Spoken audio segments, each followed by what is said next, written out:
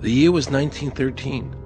Woodrow Wilson was president, and powerful banking interests, who had been trying for years, finally achieved their long-term goal of a silent coup d'etat by taking control of the American government.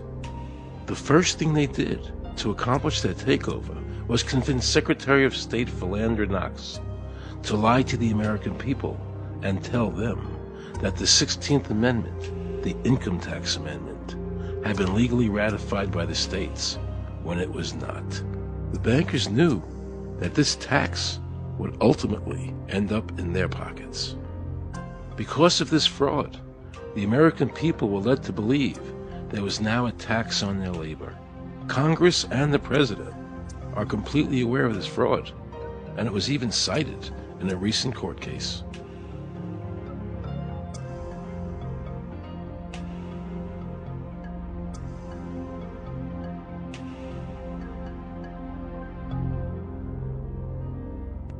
That very same year, the bankers committed their second and by far the most diabolical fraud ever perpetrated on the American people by bribing senators to pass the Federal Reserve Act without the required constitutional amendment.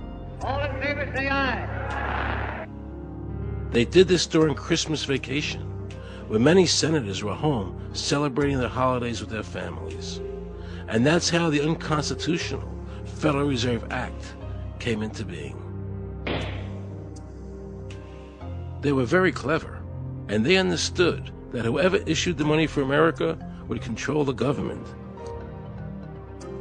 The bankers won, and the American people lost, because most politicians will sell their soul for $1. And now the Federal Reserve could issue dollars legally. As Mayor Rothschild said, "Give me control of a nation's money supply, and I care not who makes its laws." He knew that he and the other bankers would now control the laws of the nation. Government gave these bankers one of its most important powers, and now had to borrow money from them and pay interest to finance the government. So the American people were forced to lower their standard of living and pay a graduated income tax to the government, just so the government could give these bankers more profits. President Woodrow Wilson, who signed the Federal Reserve Act into law, later said, in regret, "I am a most unhappy man. I have unwittingly ruined my country. A great industrial nation is now controlled by its system of credit. We are no longer a government by free opinion, no longer a government by conviction and the vote of the majority, but a government by the opinion and duress of a small group of dominant men."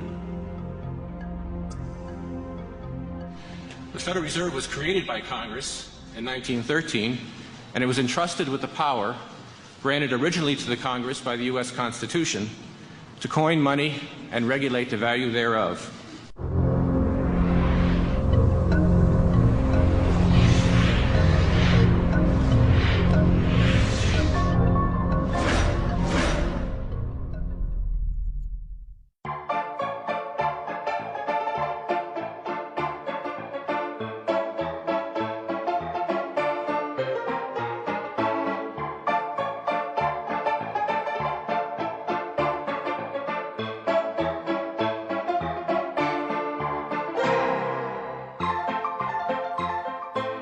What's your name? Jan Crafting? Hi, Jen. I'm Aaron Russo. I produced the movie Is this a joke? Am I gonna No, make it's not a foolish? joke. Okay, good. No. I produced the movie Trading Places with Eddie Murphy and The Rose with Bette Midler, many movies, and I'm doing a feature film. And my film is about my quest to find out whether or not people pay income taxes. Do you pay an income tax? Yes, I do. You do? Yeah. Have you ever seen a law that requires you to pay an income tax? Have I ever read it? You mean in the page, black and white? No, Yeah. no. So you pay the income tax, I assume? Of late. Well, actually, no, I didn't file last year, but Okay. I'm sorry, is this on film? No, I paid my tax. My question to you is, have you ever seen a law that says you have to pay an income tax?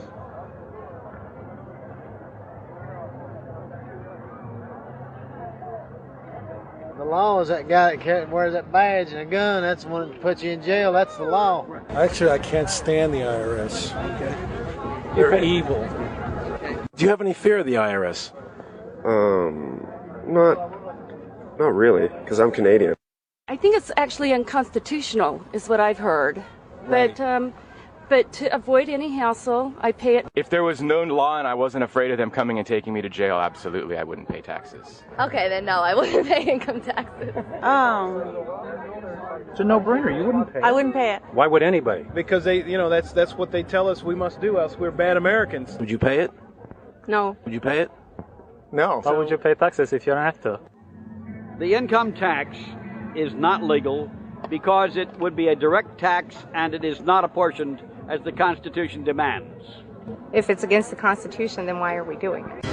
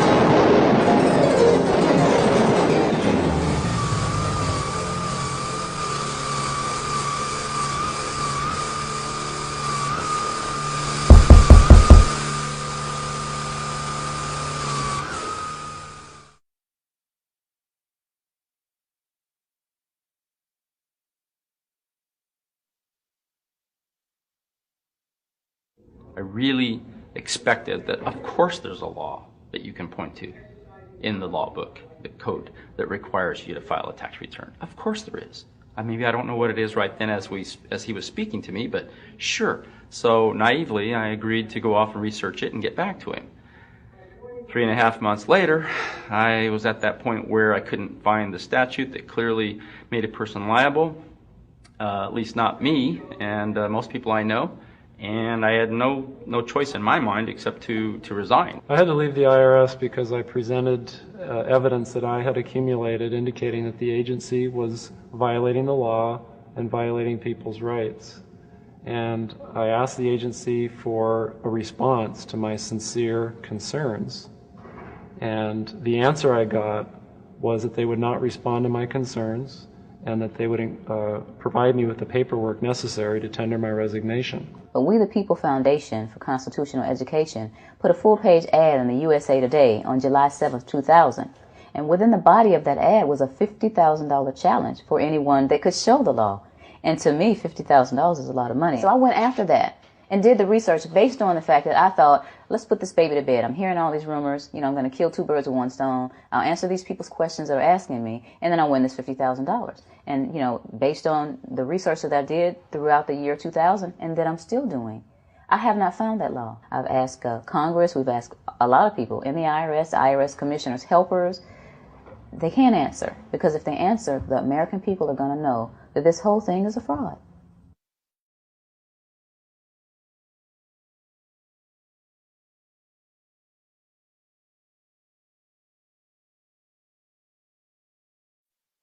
I was surprised to hear these highly trained and decorated IRS agents telling me there was no law requiring American citizens to file a 1040 or to pay an income tax on their labor.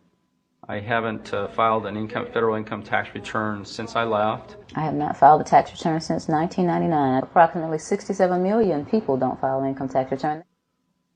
I made a decision to go to Washington so I could attend the We the People Foundation press conference. They were going to serve a class action lawsuit on the IRS, signed by over 3,000 people, because the IRS has refused to show the law that makes Americans liable to file a 1040, or to pay an income tax on their labor. I was very curious as to why the IRS refused to show the law, as it seemed such a simple thing to do. Yet I was skeptical about the Foundation's claims. There had to be a law, right? I mean, we've all been told over and over and over again that we had to pay income taxes. No answers, no taxes. No answers, no taxes. No answers, no taxes. Most people believe that the income tax system is legal and that the revenue from the tax is used in the public interest. However, there is a substantial, conclusive body of evidence that proves that our income tax system represents the most pernicious form of tyranny. It is the greatest hoax ever perpetrated by government against the working men and women of America. American citizens, along with the Foundation, have been asking the IRS to specifically provide them with the underlying legal foundation upon which they administer and enforce the personal income tax laws in our country. At the national level, when people would attempt to contact somebody of a much higher authority, say the commissioner, same kind of thing.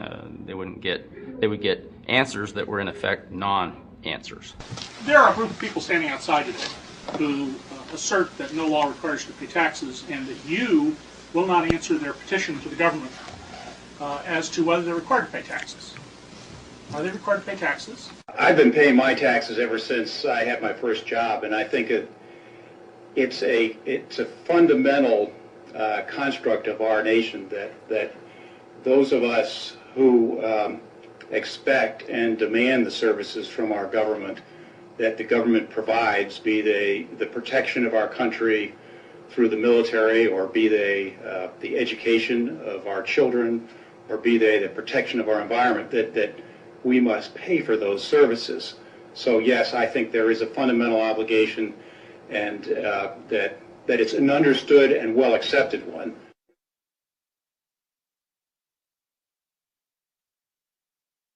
Joe Bannister and I had a meeting in the White House with President Clinton's economic advisor, Jason Furman. He accepted the remonstrance for the president. On June 2nd, I called and spoke with him. His words were, "We have decided that the issue of the legality of the income tax is not a high priority matter for the White House, and we will not be participating in any conference on the subject."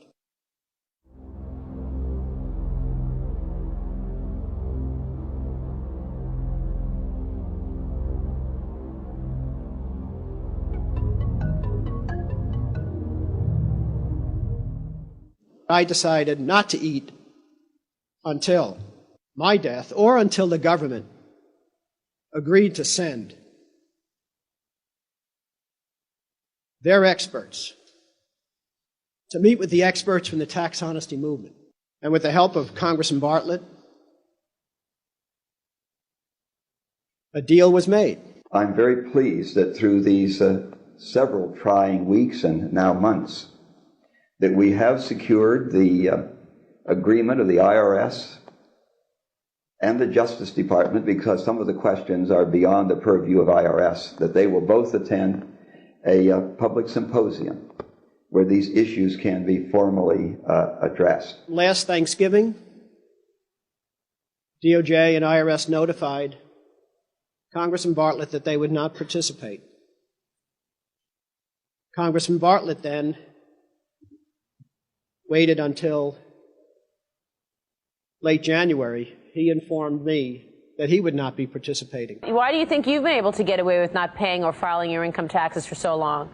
Well, first of all, I've not gotten away with anything. I'm not hiding from anyone.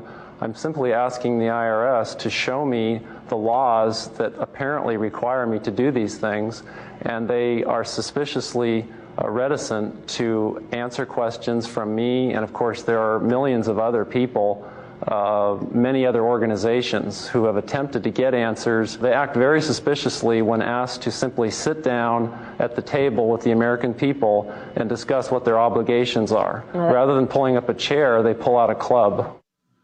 As a matter of fact, David K. Johnston of the New York Times asked Terry Lemons of the IRS, why won't the IRS answer the questions set forth in the petitions from the American people? Mr. Lemon's response was, the government is answering the questions through enforcement actions in the courts. This is a very chilling remark on the government's use of brute force instead of civility and logic.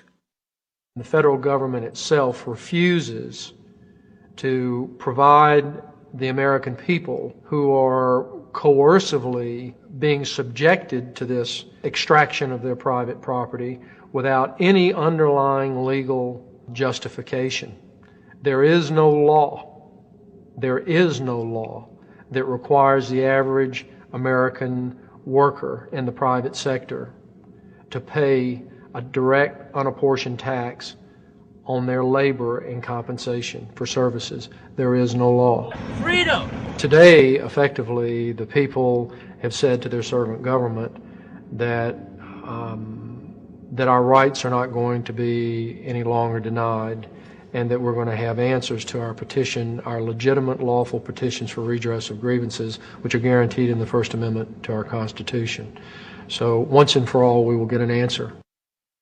On August 31st, 2005, federal judge Emmett Sullivan ruled, the government does not have to answer the American people's questions, even though it is guaranteed in the First Amendment. Our courts have made a decision that government does not have to show the law that it enforces. And the press never reported on this. Have we given this judge the authority to overrule the Constitution, the very foundation of American life?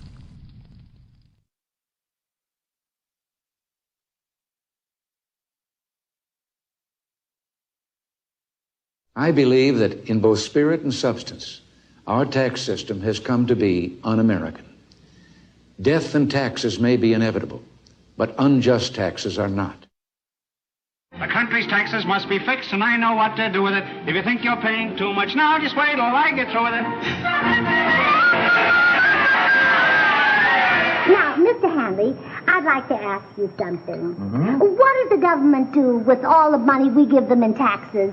When President Reagan was elected, one of the first things that he did was appoint a blue ribbon panel of business people headed by Peter Grace, and is commonly referred to as the Grace Commission. And their job was to research all the various areas of the federal government and make a report. One of the quotes from the Grace Commission is, 100% of what is collected is absorbed solely by interest on the federal debt. All individual income tax revenues are gone before 1 nickel is spent on the services taxpayers expect from government. If we pay the salaries of the congressmen and the senators, we're supporting them, aren't we? Well, yes. Yeah. Well, then why can't we list them as dependents and deduct them? We've been brainwashed. People have been told, that you need this income tax system to fund government, which is absolutely ridiculous. I mean, my question is, well, if that's true, how did we fund government from 1776 to 1913? The main purpose of the income tax is not to raise revenue, but to redistribute wealth and to control society. A lot of people might say, well, gee, if there wasn't an income tax, what would happen to education? They don't understand that education is paid for the most part, out of state and local taxes, your property tax. People might say, well, how are we going to build and maintain our highways? If there's no money coming into the government, we need our highways. There is a tax on every gallon of gasoline that people buy. Every year, you give the federal government a form that says, here's how all my money worked. If you lie, you could go to prison. So you're required to give them a financial statement that under, the force of law could put you in prison if it's not impeccable, right? And under the law, they're supposed to do the same. They're supposed to give you back a financial statement that says, here's what we did with your money. Except you comply and they don't. In fiscal 99, the Department of Defense had 1.1 trillion of undocumentable adjustments.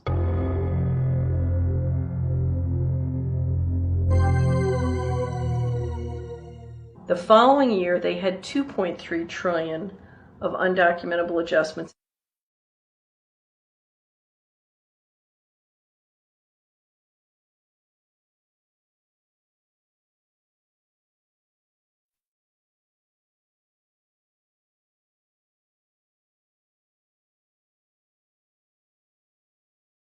So I called Sheldon Cohen because he used to be the IRS commissioner. He wrote the tax code, and he was also general counsel to the IRS. He is a true expert, and I couldn't find a better person to answer my questions. He graciously agreed to my interview. The reason I'm doing this documentary is because there are many people in America today who believe that there's no law that requires them to pay an income tax or file a 1040. And there are many people going to jail for it, fighting over it. The Internal Revenue Code is authorized by the 16th Amendment. I think it should be clarified. I think government should be transparent to the people. Why doesn't the IRS commissioner sit down with them and just explain it in clear English? Why? I don't think they really care. They don't think. I think they're just playing word games. You don't think they're sincere people? No, I don't think they're sincere people. Today I interviewed a juror, who sat on a case, and they found the person not guilty for lack of filing. Okay? And I asked her why they found him not guilty. And she said because the IRS couldn't show us the law that made him liable to file a 1040. All they need to do, if there is a law, is to show us the law, which, of course, they never did. And the reason they didn't do it was why? Because there is no law. Title 26 requires you to file a return. But doesn't Title 26 have to be in compliance with the Supreme Court decisions?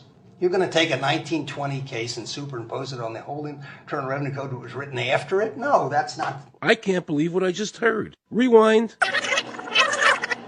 You're going to take a 1920 case and superimpose it on the whole Internal Revenue Code that was written after it? No, that's not. Remember he said earlier the Internal Revenue Code was authorized by the 16th Amendment? The Internal Revenue Code is authorized by the 16th Amendment. Remember, the Supreme Court said the 16th Amendment did not give the government any new taxing power. These decisions have never been overturned. Let's listen further. Can the lower courts overrule the Supreme Court? No. How are they putting people in jail today for not paying a tax on their labor when the Supreme Court said they don't have to? Doesn't the IRS code have to be in compliance with the Supreme Court? That's my big question. This is a waste of time. Well, because whatever I say, you're not going to believe. He's right. I don't believe him. And neither should you. He wants us to believe we should obey the IRS code, which is being enforced in violation of the many Supreme Court decisions. If the Supreme Court made a decision... Thank you, Aaron. I think we're finished. I'm sorry, Mr. Cohen, you're doing that. Well, I'm sorry that you constantly re-argue the point. You're liable because the law says that you're liable, and the courts say the law says you're liable, and that's why you're liable. You see, he's talking about the lower courts, who are not in compliance with the Supreme Court, as they have to be. Doesn't the court have to be in compliance with the Supreme Court? The Supreme Court has so held. Where? You caught me unprepared. I'll come back. Well, I don't want to do that. But let me ask you a hypothetical question. No. You're making silly arguments here. Why is the Supreme Court decision a silly argument? Well, because it's inapplicable. That made my heart stop. He just said Supreme Court decisions do not apply to the IRS. That's the behavior you would expect from a totalitarian country, maybe China or Russia or Cuba.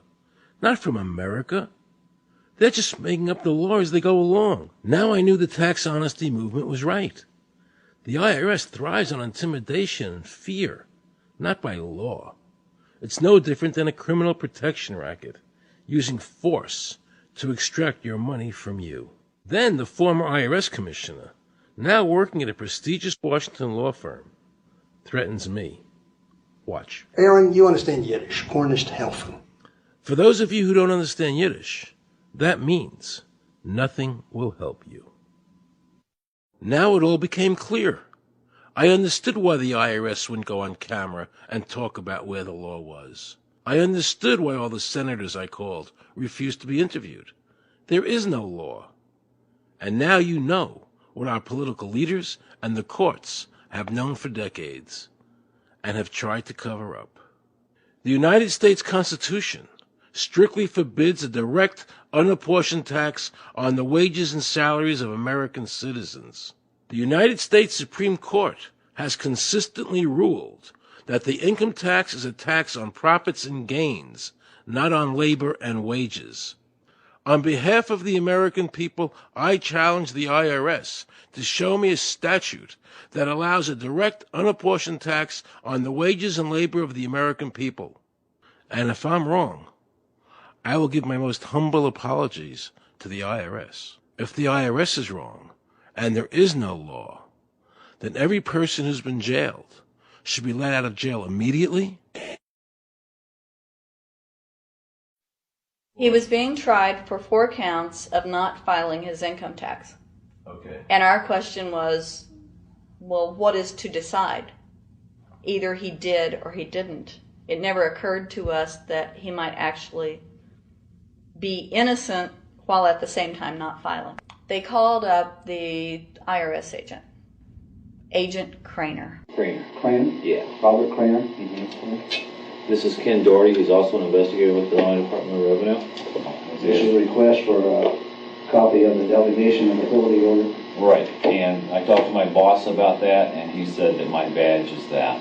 Badge is the authority. I thought it had to be in writing. The last question that the defense asked him was, did you write any of this down? And Agent Craner looked right at him and right at us, and he said, I never wrote anything down. And yet when we saw the video, there he was, writing notes, you know.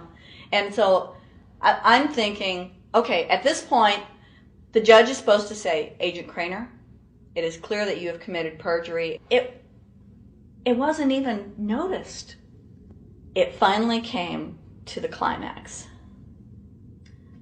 Mr. Harrell looked right at the prosecutor, and he said, I will tell you the same thing I have told over and over again to government officials. You show me the law that requires me to file a tax return, and I'll be glad to do it. And again, I asked, under what is the requirement that you claim and are required to do these things? And the requirement under the regulations is what section? My question to you is, what particular act are we discussing here that I am liable to do these things that you claim I'm liable to do? Your exact question would be again? Okay, what is the section that what? But I guess I'm still not understanding your question, Mr. Harrell. Well, you must be familiar with what that you have the police powers to enforce. Yes. The prosecutor absolutely ignored him. And he started slandering Mr. Harrell. Just started attacking his character. They're calling us tax cheats, they're calling us fanatics, they're calling us weirdos. I don't care what you call me, but I have one question. Where is the law? Show me the law. They can't let this turn into a rational debate, because if they do, they lose it. So they have to insult people and say it's frivolous. We felt like that there was an overall arrogance and that they were railroading Mr. Harrell and wanting us to participate. Judge Coogan, he looked right at us and he said, I will instruct the jury according to the law. We were sent to deliberation. The judge promised us that he would give us the law. And we looked and we looked, and it was not there. 2 people, they kept saying, but he's going to get by with it. And I said, what is he getting by with but his rights? If there is no law, he's not breaking a law. He's just standing on his rights. Are we going to deny him that? That's when this one juror sat back and kind of rolled his eyes and he said, you mean we don't have to pay taxes?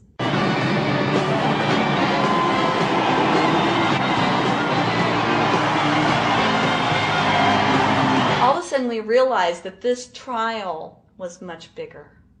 And the ramifications of this trial were going to be so broad if it actually got out.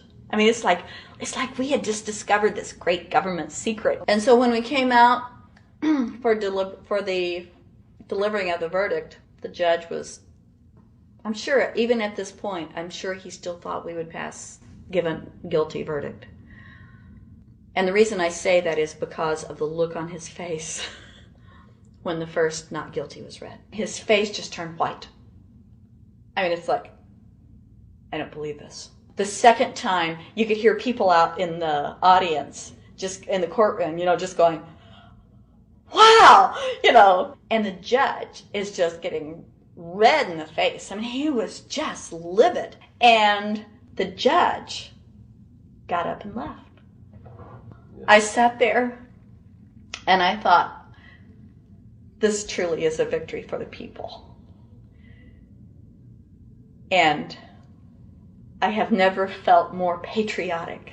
And I knew that we had done the right thing. I looked at that man, Mr. Harrell, and I thought, the system might not work all the time, but this time, for that man, it did.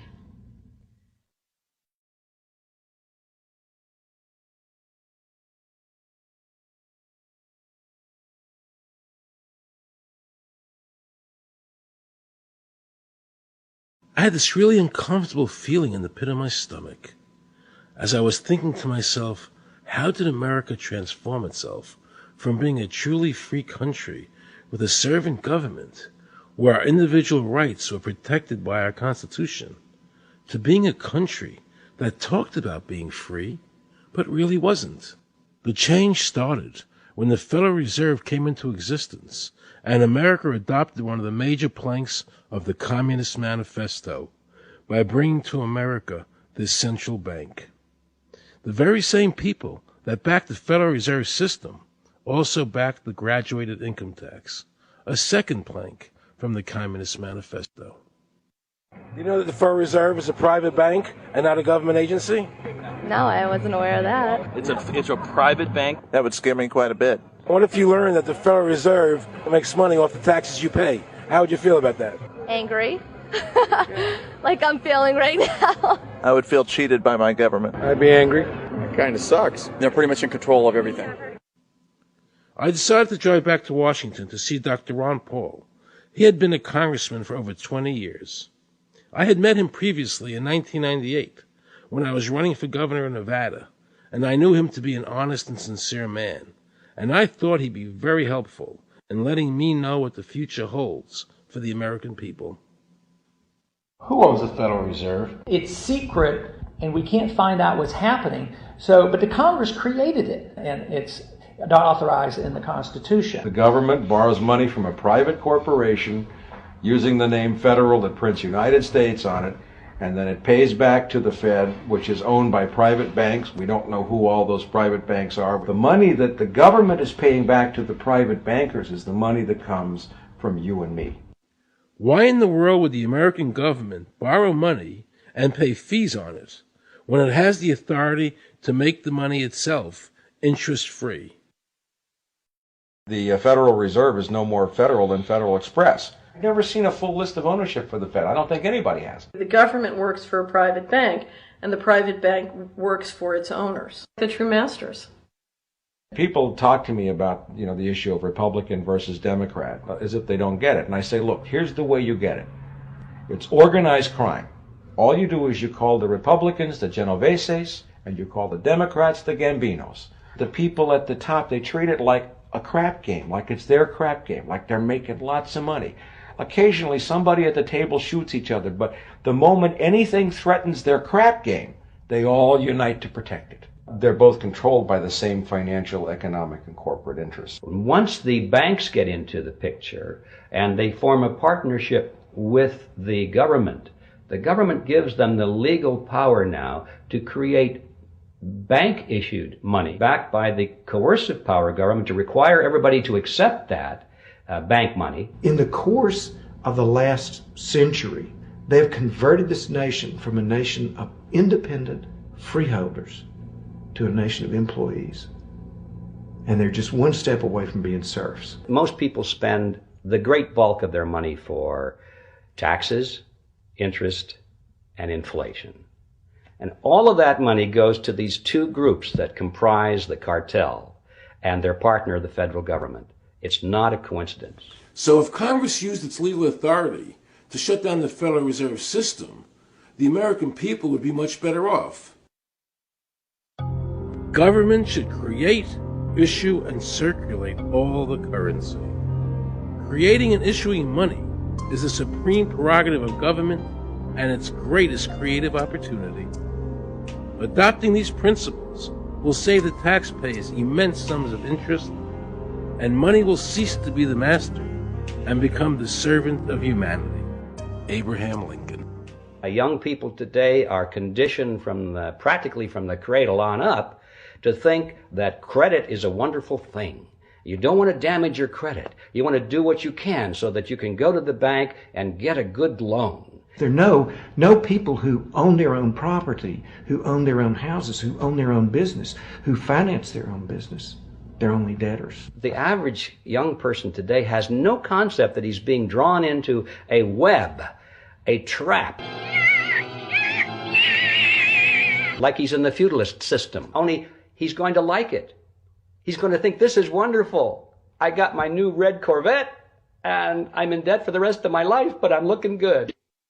When a person borrows money, it puts a noose around their neck and makes them servant to the lender, which is exactly what the Federal Reserve System is designed to do.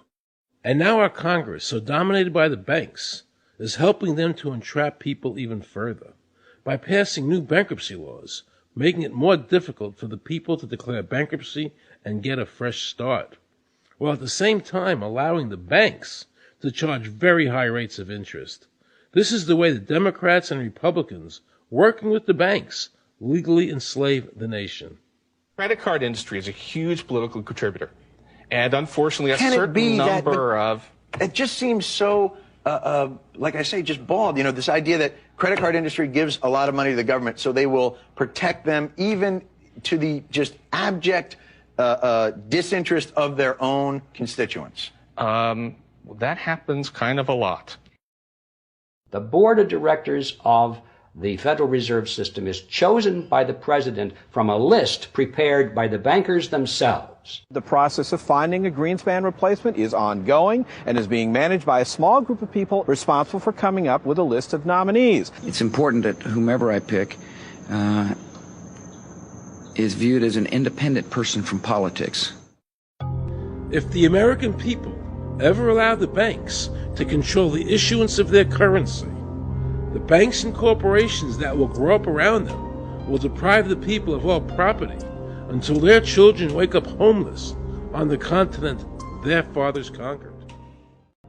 So the Federal Reserve is actually an illegal entity functioning within government. It's illegal, and what we have given to this so-called agency is the authority to counterfeit money. Do you have any points of view about the Federal Reserve and how the Federal Reserve operates? They just enter something on a computer. Oh, you need 20 billion today. Here's 20 billion, but they got that out of thin air. It came out of thin air, it goes to the Treasury then pays their bills. So it's no different than monopoly money.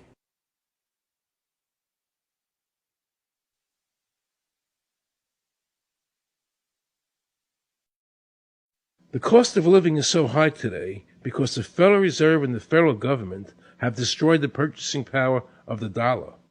The dollar today is actually worth about 4 cents, despite the fact that the government, the Federal Reserve, and the media keep telling us that they're protecting the value of the dollar. This is a lie.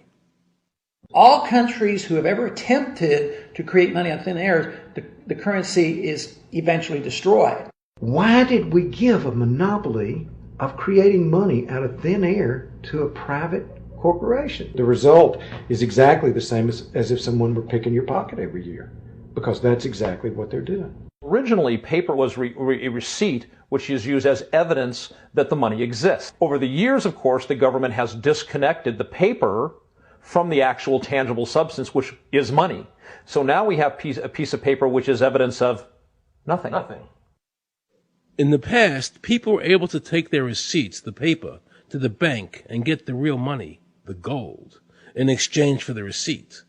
This limited the amount of money that could be printed, thereby protecting the purchasing power of your savings.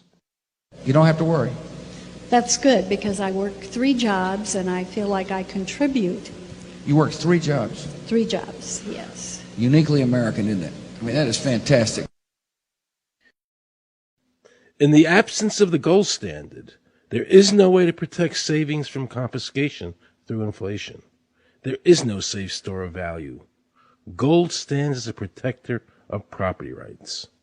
Alan Greenspan, before he went to work for the Federal Reserve System. Now Alan Greenspan and the other central bankers want you to believe that the receipt, the paper, is the real money. This is nothing more than sleight of hand. It's a magician's trick. Because for them to maintain control over the government and the people, they have to convince you that this paper is really money. Because that is the essence of their power and our powerlessness to maintain control over our own government.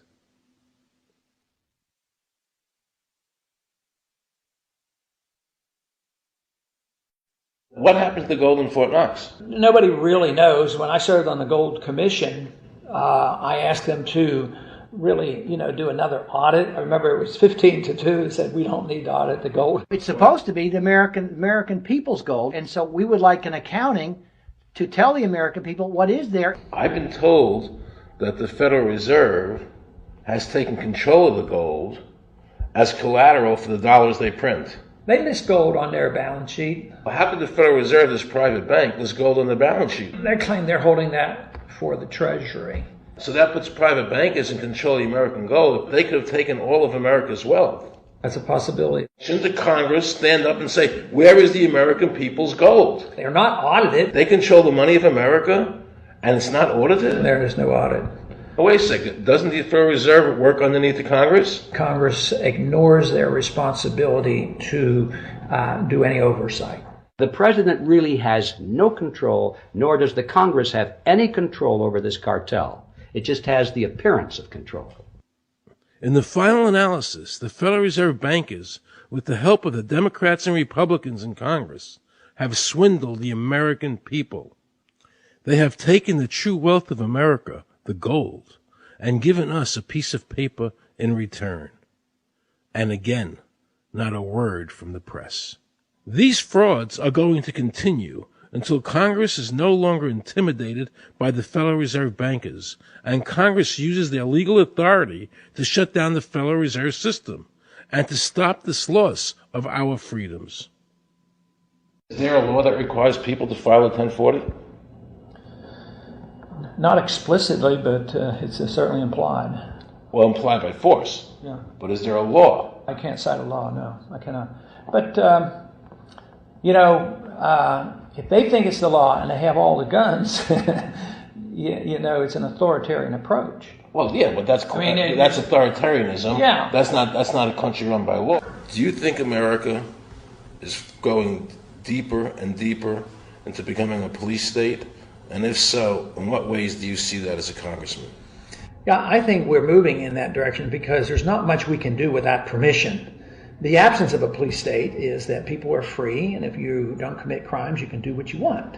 But today, you can't open up a business, you can't develop land, you can hardly do anything. You can't go to the bank, you can't go to the doctor without the government knowing what you're doing.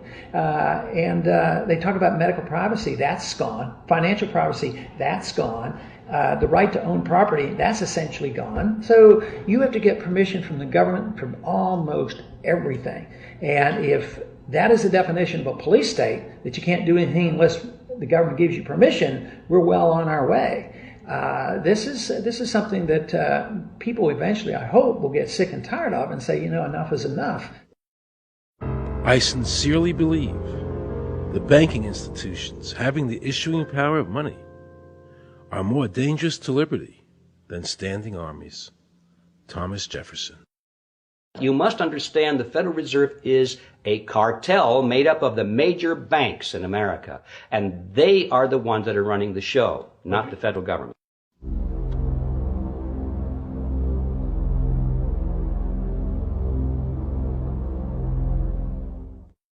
The powers that be behind the system, the financial interests, are able to exercise a disproportionate amount of influence on not only the economic structure of the country, but the political structure.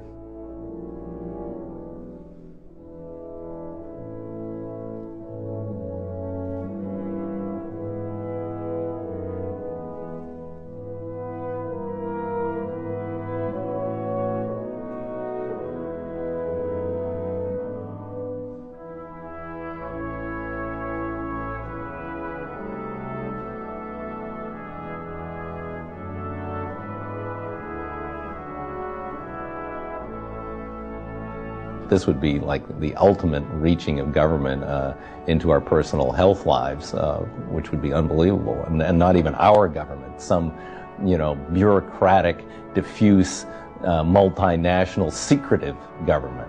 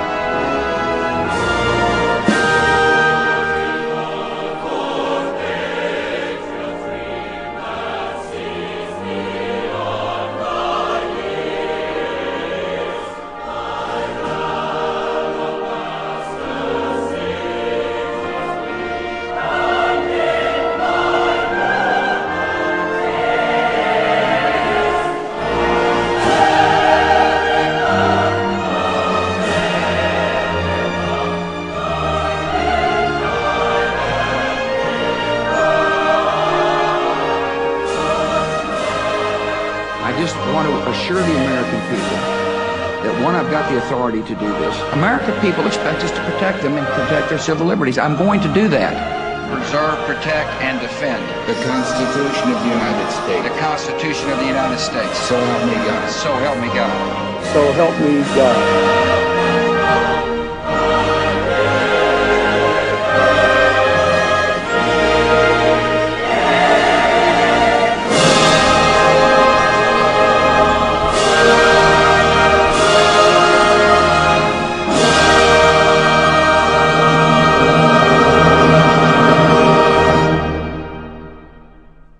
What happens if your own government is using more force and more coercion on its own citizens for the purpose of achieving its political ends? Is that government engaged in terrorism? Now let's watch the government add insult to injury to the people of New Orleans. No one will be able to be armed. We will take all weapons. That happened today in this wealthy neighborhood where homeowners had armed themselves to protect their mansions. Residents were handcuffed on the ground. In the end, police took their weapons but let them stay in their homes. Wasn't that kind and generous of the government to allow people to stay in their own homes? How thoughtful. Of course, they couldn't defend themselves from looters. For many of the police and guard troops, it is an uncomfortable job to do this in an American city. You never expect to do this in your own country.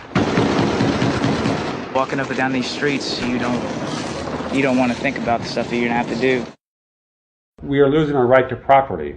The government is getting more pretext to seize it, using the power to confiscate it with eminent domain. The asset forfeiture laws have proliferated.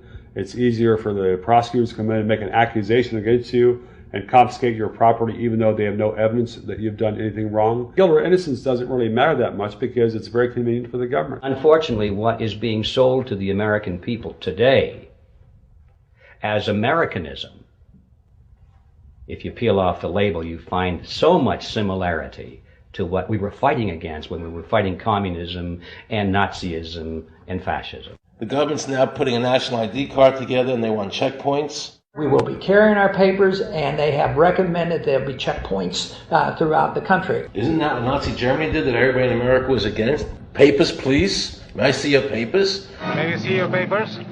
I don't think I have them on me. In that case, we'll have to ask you to come along. Wait, it's possible that, yes. Here we are. These papers expired 3 weeks ago. You'll have to come along. Halt!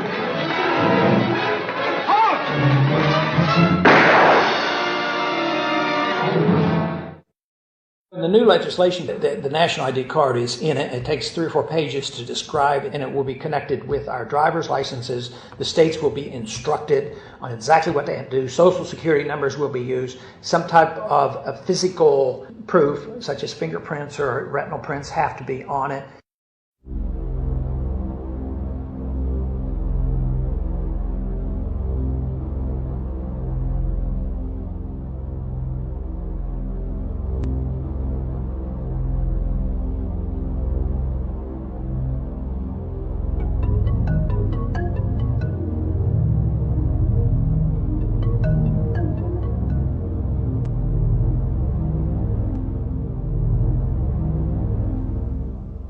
It is time to wake up, America.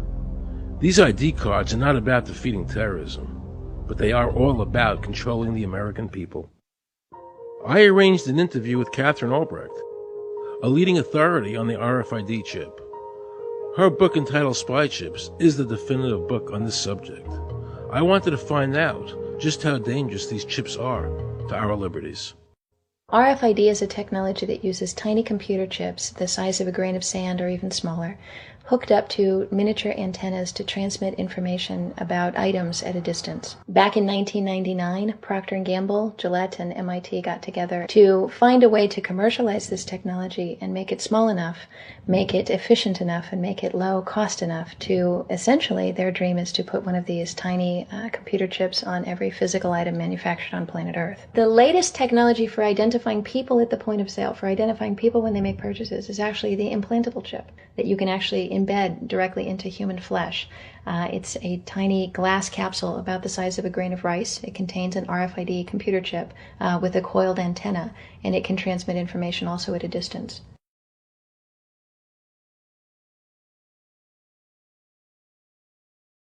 Can a microscopic tag be implanted in a person's body to track his every movement? There's actual discussion about that. You will rule on that, mark my words, before your tenure is over. Homeland Security folks, the Department of Defense, and others have expressed an interest in being able to more closely monitor the U.S. populace. And one way to do that, of course, would be being able to determine who buys what and where they take those things.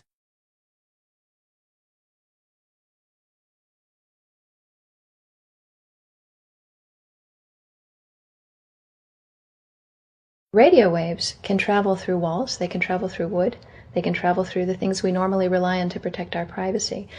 For example, your purse, your backpack, your pocket, anything you're wearing or carrying. Kraft Philadelphia cream cheese has been tagged with RFID and sold to consumers, as have Mach 3 razor products and other Gillette razor products, without the knowledge of the consumer. One of the tiny chips could actually even be the dot on the letter I on the back of the fine print on a package that you purchase. They were talking about having reader devices in every airport, on every bus, on every train, on every port, on every dock. One of the most worrisome applications of RFID are proposals to put them into cash, meaning that you would be able to track every banknote, where it had been, who it had been issued to, and create, in essence, an audit trail.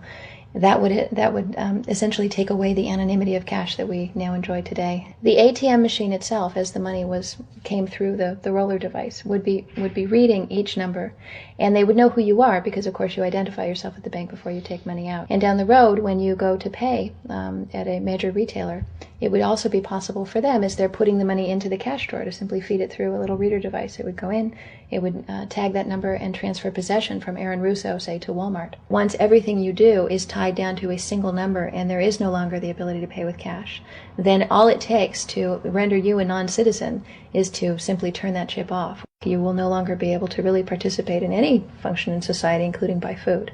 So through the implementation of the Federal Reserve System, the American citizen has gone from being a private individual who had real money, gold, in his possession that was private, to a citizen who has no privacy because all money is now being digitized.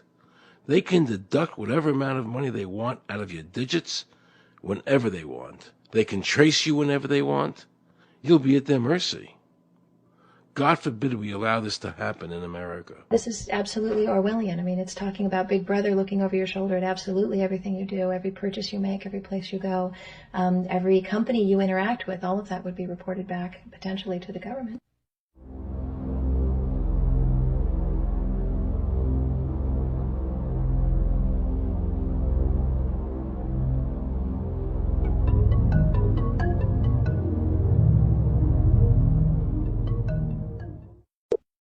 Have we become so controlled and so ignorant about our rights that big institutions and big government can do whatever they want with us, even without our approval?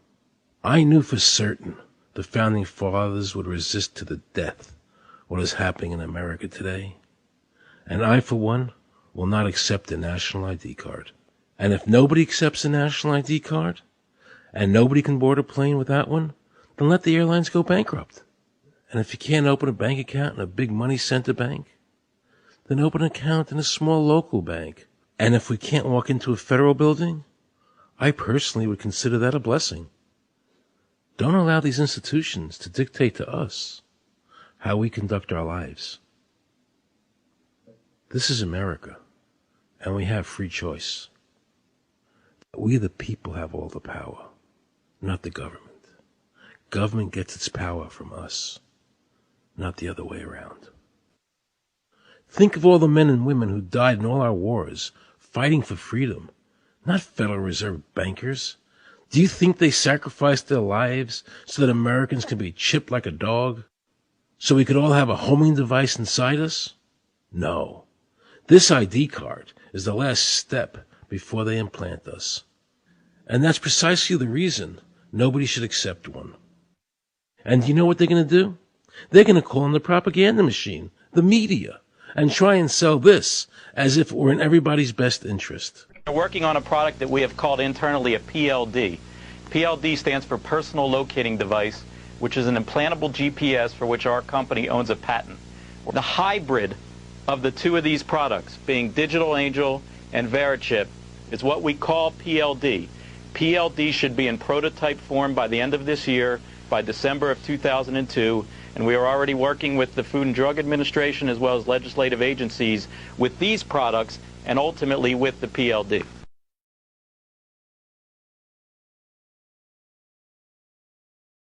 We have a Florida family who are really pioneers in a brave new world. They have volunteered to be the first ever to have microchip identification devices implanted into their body. After 9/11, I was really concerned with the security of my family. I wouldn't mind having something planted permanently in my arm that would identify me. Talk about identification papers. Watch what happens to a woman in Florida whose license was suspended. Get out of the car or I'm going to tase you. The next street off the Seacrest.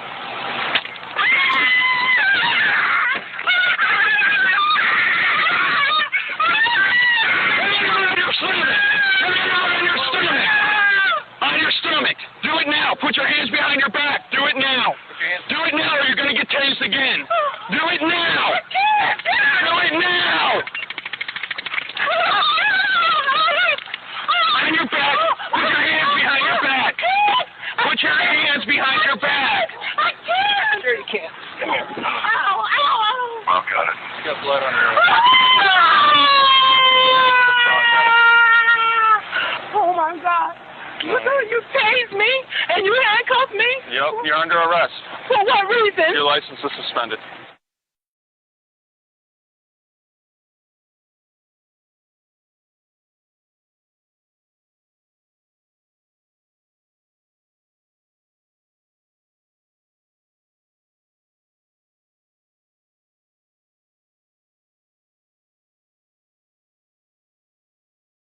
And to continue to pile name upon some wall in the future for a strategy that has failed. That's the distinction. Sir. I first and foremost want to thank you for your time. You spent a lot of time talking to those here today. I want to thank you for coming and being open and honest. You recommended a book to us earlier. I wanted to recommend a book to you. It's called Art Madhouse by Greg Palast. Yeah, I have it, actually. Yeah, he's the top investigative journalist in America. I've already read it. And he says you won the 2004 election. Right. Isn't that amazing? Isn't that amazing? You won in 2004. In fact, there were multiple reports on the day of the election of disenfranchisement of black voters in Florida and Ohio. I'll ask my question. Thank you very much. I'll ask my question. I'm going to preface it. He's been talking for 2 hours. I think I can have 2 minutes. Thank you. Thank you very much. All right, I'm going to ask you my question. I'm going to inform people, and then I'm going to ask you my question. So there are multiple reports of disenfranchisement of black voters on the day of the election in 2004. Right. There was also voting machines, electronic voting machines in Volusia County, Florida, that counted backwards. So amidst all these reports of phony stuff going on, how could you concede the election on the day? How could you concede the 2004 election on the day? When in this book it says there were 5 million votes that were suppressed and you won the election. Didn't you want to be president? I'm not even done yet. I have 2 more questions. If you were so against Iran, how come you're not saying, let's impeach Bush now? Impeach Bush now before we can invade Iran. Why don't we impeach him? Impeach Bush. Clinton was impeached for what? A blowjob? Why don't we impeach Bush? All right? Also, were you a member of Skull and Bones from college with Bush? Were you in the same secret society as Bush? Were you in Skull and Bones? Thank you for cutting my mic. Thank you. Are you going to arrest me? Excuse me. Excuse me. What are you arresting me for? Whoa, whoa, whoa, whoa. Is anybody watching this? I'm not doing this. I want to listen to you. Get off me. Get off me. What the fuck are you doing? Get off me. Hey, hey. What are you doing? What are you doing? What is going on? What is going on? I want to stand and listen to you answer my question. Why are you arresting me for asking me? Help! Help! Help! Are you kidding? They're arresting me! Help!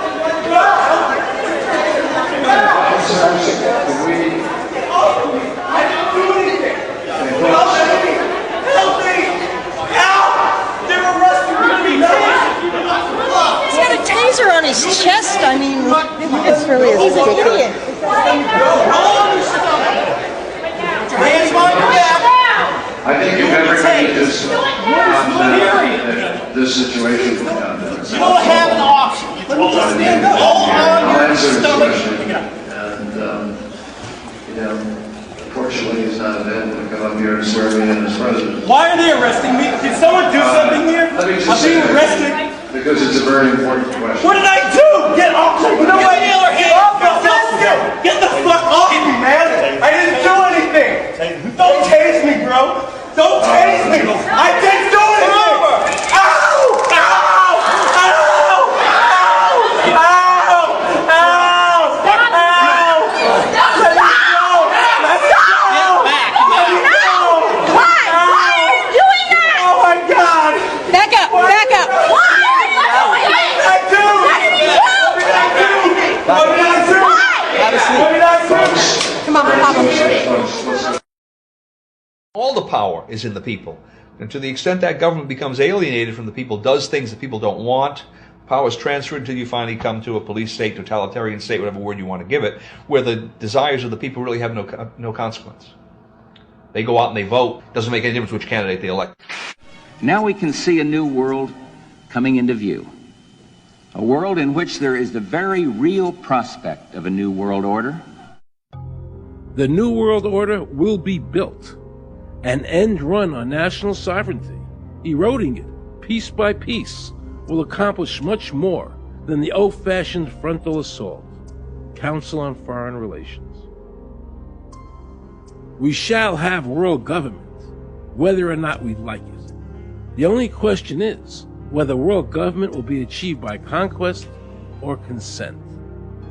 Paul Warburg, Council on Foreign Relations and architect of the Federal Reserve System. There's a group that get together internationally and they sort of play God with our money. Do you think that's part of what George Bush said was the one world order?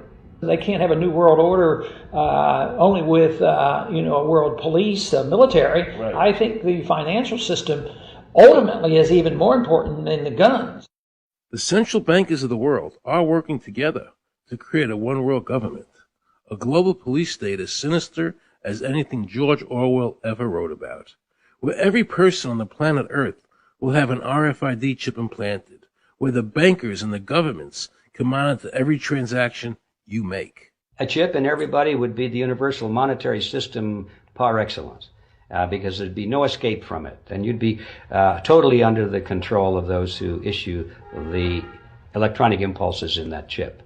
Their strategies are being accomplished through the World Trade Organization, the International Monetary Fund, and the Bank for International Settlements, which is the central bank for all the central banks of the world. Most people don't have a clue that these unelected private bankers actually control the governments of the world. They have financed and profited from every war since World War I, without concern for humanity. The war in Iraq is an attempt by the Federal Reserve and their partner, the Bank of England, to control the Middle East and to make it a part of the New World Order. To defend the New World Order, U.S. soldiers will have to kill and die. Arthur Schlesinger, Counselor on Foreign Relations. Military men are just dumb, stupid animals to be used as pawns in foreign policy. Henry Kissinger, Counselor on Foreign Relations. Now let's listen to this quote by Robert Reich, a member of President Clinton's cabinet and one of his most trusted advisors. The dirty little secret is that both houses of Congress are irrelevant. America's domestic policy is now being run by Alan Greenspan and the Federal Reserve. America's foreign policy is now being run by the International Monetary Fund. Dr. Carol Quigley, professor from Georgetown University, who was also President Clinton's mentor, said in his book, Tragedy and Hope, the powers of financial capitalism had a far-reaching aim, nothing less than to create a world system of financial control in private hands, able to dominate the political system of each country and the economy of the world as a whole.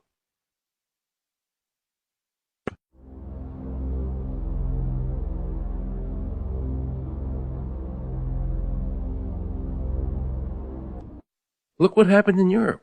The people that voted down the European Constitution wanting each country to stay sovereign.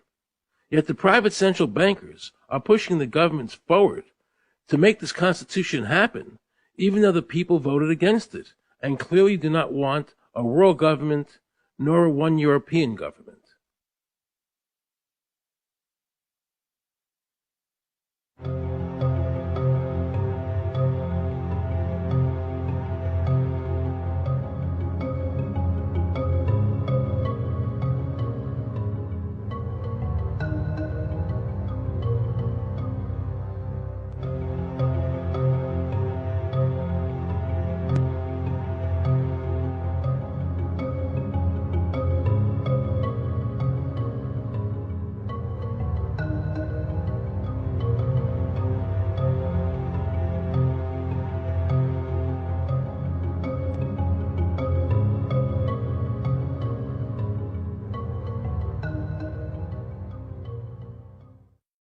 Now pay close attention to this quote by David Rockefeller, and you'll understand what is happening in the world today and where the American people are heading as a nation.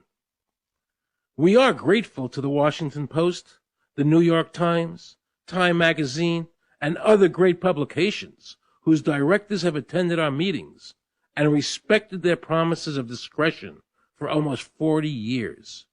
It would have been impossible for us to develop our plan for the world if we had been subjected to the lights of publicity during those years. But now, the world is more sophisticated and prepared to march towards a world government.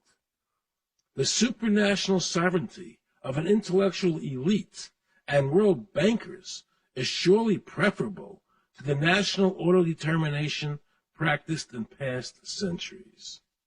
David Rockefeller, a member of the Council on Foreign Relations, actually believes that we would be better off if he and his bank of friends ran the world.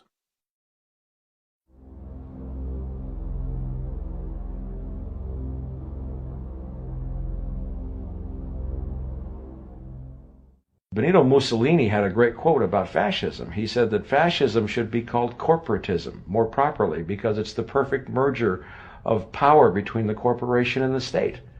That's how we define fascism. And that's what we're seeing here. The media controls the information that a person gets. In various ways, they can make sure that the average American watching the tube or reading the newspaper is going to come out with a certain mindset. He's going to say, this is good, that's bad, and that's all they have to do. You look at the ownership of corporate media in this country. Who owns CBS? Viacom? Who owns NBC? GE? Who owns ABC? Disney? Americans have been taught to expect their salvation from government instead of recognizing government as the most dangerous threat they'll face in their lives. And the United States putting together a constitution now for Iraq You know, why don't we just give Mars? I mean, think about it. It served us well for over 200 years, and we don't appear to be using it anymore, so what the hell?